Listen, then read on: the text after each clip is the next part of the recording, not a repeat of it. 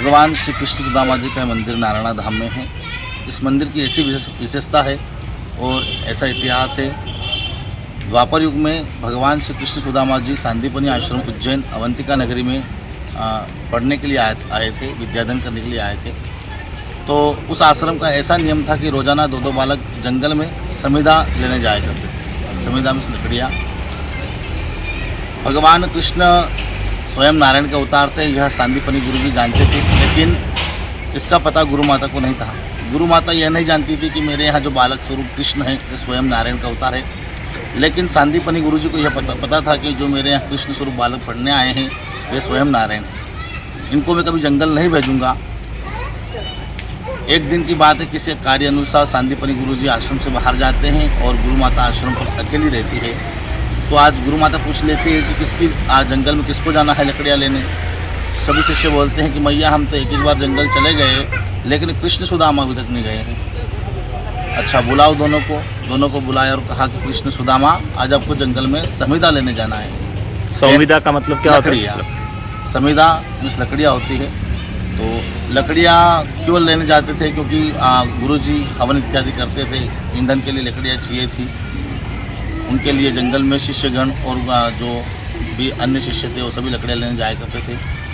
तो भगवान कृष्ण सुदामा भी गुरु माता की आज्ञा से लकड़ियाँ लेने के लिए जंगल की ओर प्रस्थान होते हैं। चलते समय गुरु माता फिर टोकती और कहती है कि सुदामा जी, मैं आपको 2 मुट्ठी चने दे रही हूँ, आपको कहीं भूख लगे तो आप इसको पावन कर लेना। सुदामा जी को 3 मुट्ठी चने देती हैं गुरु माता और चने सुदामा जी के हाथ में थमाती है। वहाँ से भगवान कृष्ण सुदामा जी निकलते हैं, जंगल की ओर प्रस्थान करते हैं। कहते हैं कि भगवान कृष्ण सुदामा जी यहाँ तक आए थे। इस गांव का नाम नारायण धाम है। नारायण गांव तक आए थे क्योंकि पहले तो गांव का कुछ नहीं था, द्वापर युग के समय की बात है, तो जंगल था। ऐसा बतलाते हैं कि उज्जैन से अवंतिका नगरी से 16 कोस की दूरी पर महाकाल वन में आता है। इसको महाकाल वन कहा गया है। यहाँ पर महाकाल वन में लकड़ियाँ लेने आया करते थे शिष्यगण और कृष्ण सुदामा भी यहाँ तक आए। यहाँ पर आते ही कृष्ण और सुदामा ने लकड़ियों को गट्ठर बनाया। कृष्ण ने बनाए 4 प्रकार की लकड़ी के गट्ठर। एक होती है करमदी, एक कंथार है, एक चमेली है और एक काकड़बेली। इस प्रकार से 4 प्रकार की लकड़ियाँ बांध ली कृष्ण ने और सुदामा जी ने 2 प्रकार की बांधी है, कंथार और चमेली। दोनों ने अपना अपना गट्ठर उठाया और वहाँ से चल दिए। चलते समय पहाड़ी से नीचे उतरते हैं और जो ये मंदिर बना हुआ है इस स्थान पर यहाँ पर आते हैं। यहाँ पर आते ही तेज बारिश होने लग जाती है भगवान की योग माया से। उसमें बारिश का माहौल हो जाता है और भगवान कृष्ण सुदामा ऐसा बतलाते हैं कि जहाँ जो मंदिर बना हुआ है यहाँ पर बड़ा विशाल वट वृक्ष था।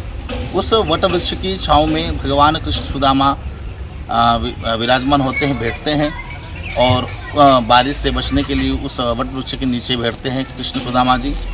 उस समय सुदामा जी को भूख लगती है तो सुदामा जी सोचते हैं कि जो गुरु मैया ने हमारे लिए चने दिए हैं तो मेरे हिस्से के जो दिए हैं वो मैं खा लेता हूँ, ठाकुर जी उठेंगे इनका हिस्सा ये खा लेंगे।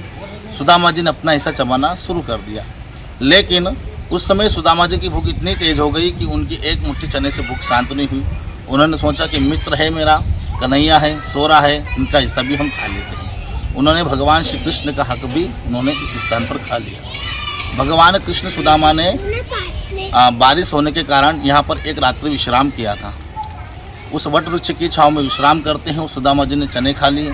भगवान स्वयं कृष्ण स्वयं नारायण का अवतार है, वह जान गए कि सुदामा जी ने छुप के मेरे हिस्से के चने खा लिए हैं। लेकिन जानते हुए भगवान कृष्ण ने यहाँ पर सुदामा की परीक्षा ली और कहा कि सुदामा ये कटकट की आवाज़ें कैसे आ रही है।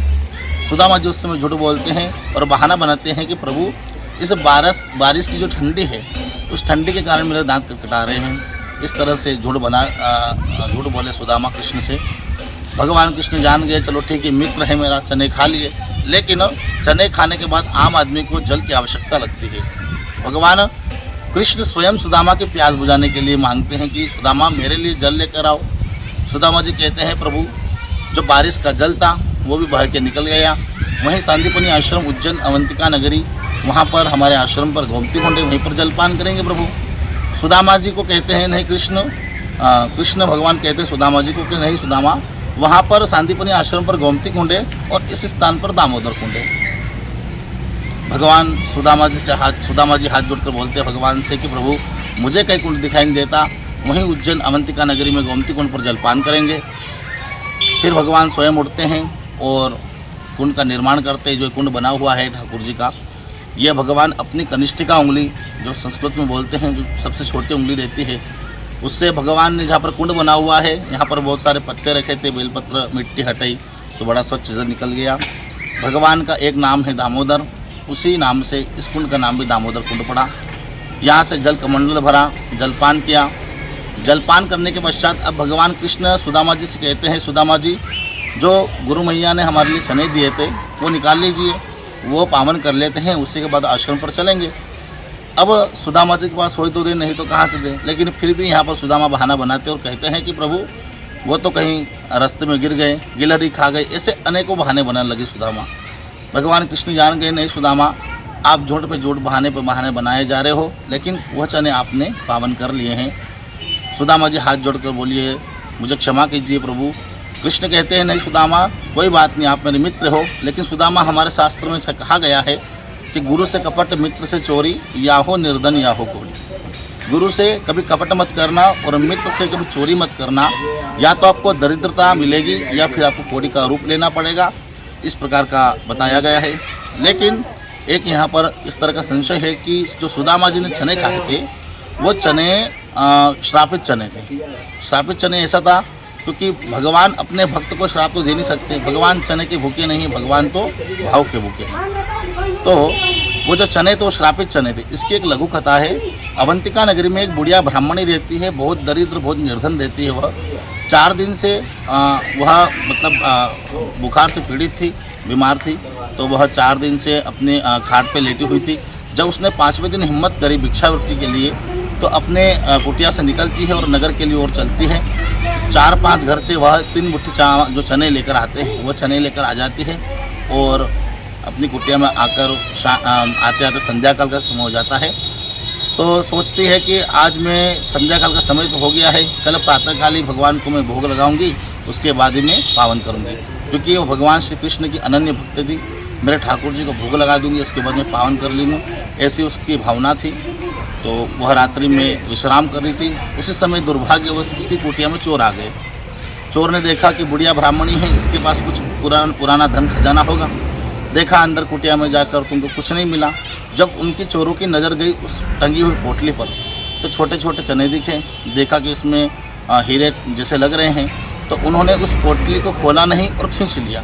और खींचते हुए ऐसा लगा कि उसको आहट सुनाई दी बुढ़िया ब्राह्मणी को, और उठ खड़ी उठी और देखा कि चोर उसकी कुटिया में आए हैं और पोटली उठा कर चले गए हैं।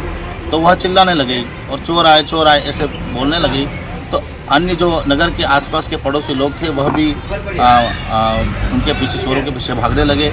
ब्राह्मणी अकेली कुटिया पर रही, लेकिन चोर भाग चुके थे। जब तक नगर के लोग भी अपने अपने घर पर आ गए, क्योंकि चोर नहीं पकड़ा है। चोरों ने देखा कि नगर के लोग आ रहे थे, उस समय उन्होंने सांदीपनी आश्रम जो उज्जैन में है उस आश्रम में आके छुप गए।